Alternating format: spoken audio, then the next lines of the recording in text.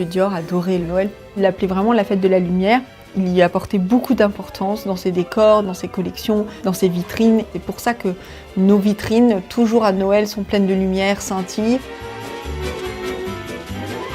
Monsieur Dior était un homme très chaleureux. Il organisait une fête pour les enfants des employés. Monsieur Dior tenait lui-même à donner les cadeaux. C'était vraiment une ambiance très familiale. Dès 1947, il y a eu un très très grand arbre de Noël qui avait été installé dans le grand hall du 30 avenue Montaigne.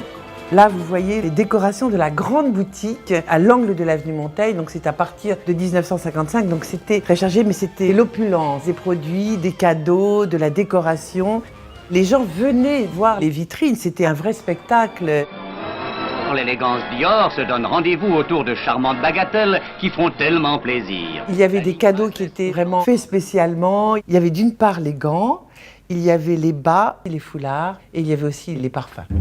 Là, par exemple, ces gants du soir rose pâle, ça c'est typique, le cadeau de Noël Dior. Voilà.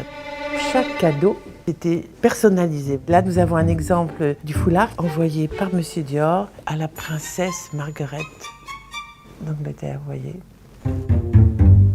Les premiers packaging, c'était rouge, blanc, pour le ruban, et puis écrit en doré.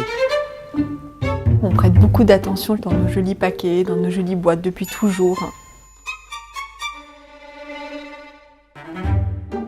Tous ces conditionnements montrent bien l'importance de l'art d'offrir pour Monsieur Dior et qui continue jusqu'à maintenant.